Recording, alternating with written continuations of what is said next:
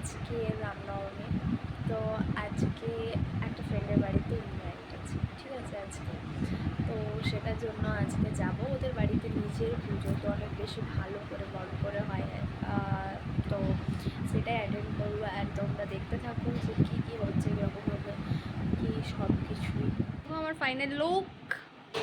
তো গাইজ আমি এখন হেঁটে যাচ্ছি, এখন গিয়ে পরে এখানে টোটো ধরবো, টোটো করে ডাইরেক্ট নেমে যাবো ডাবর মোড়ে, দেন ওদের বাড়ি ঢুকে যাবো।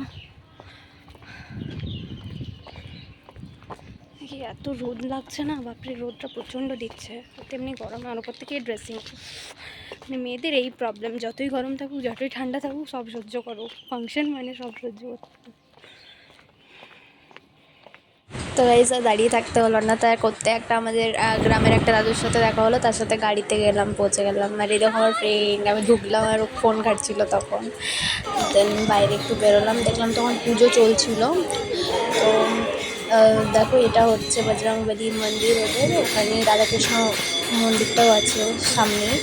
তো দেখলাম, প্রণাম করলাম, তারপর বাড়ি এলাম।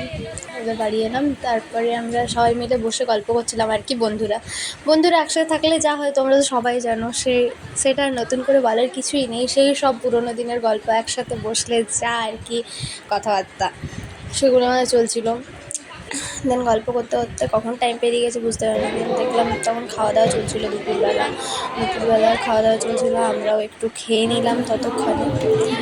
খাওয়া দাওয়াটা কিন্তু দারুণ হয়েছিলো, রান্না দারুণ। তারপর আবার একটু বসে, যা গরম লাগছিল না, মন্দিরে বসে থাকাই যাচ্ছিল না। পুজো দেখলাম, তারপর চলে এসেছিলাম আবার। বসেছিলাম, তারপর গল্প করছিলাম। এই দেখো আমি আরও কী পাগলামি করছিলাম কে জানে নিজে বসে বসে। দেন এগুলো করার পর মজা তো চলতেই থাকে, মজা কি চলবে না? সব ফ্রেন্ডরা যখন একসাথে আছি তো মজা তো অবশ্যই চলবে। তো তারপরে দেখো এইটা হচ্ছে আমার একটা পাগল বন্ধু, আর এই হচ্ছে আশিক, ফোন করছে। তারপর রেডি হয়ে চলে এলাম আমরা সবাই মন্দিরে। আবার দেখলাম মন্দিরটা ফাঁকা ছিল তখন, বাইরে ভিড় ছিল। দেন এখানে দেখলাম পুজো চলছিল তখন। তারপরে এখানে প্রসাদ ডিস্ট্রিবিউশন করছিল, ওই খিচুড়ি, পায়েস, সবজি, এগুলো সবাইকে দেওয়া হচ্ছিলো। প্রচণ্ড ভিড় ছিল, তারপর দেখছি বাচ্চাগুলো নাচ করছে। তারপর রাত্রে কিছু প্রোগ্রাম ছিল, একটু গান টান সব কিছু এই চলছে।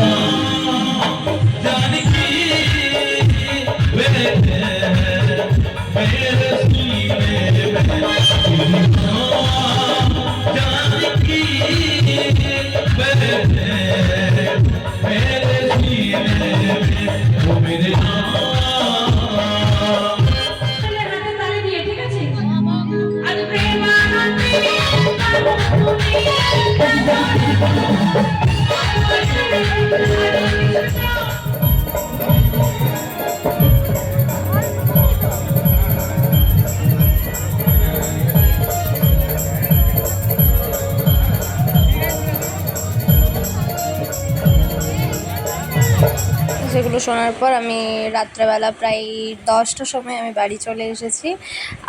আমার ফ্রেন্ড দুটো আমাকে ছাড়তে এসেছিলো বাড়ি পর্যন্ত, তো ছেড়ে দিয়ে গেল। তো গাইজ এইটাই হচ্ছে আজকের ভ্লগ, আমি এইটুকুই দিতে পেরেছি, তোমাদের সঙ্গে তুলে ধরতে পেরেছি।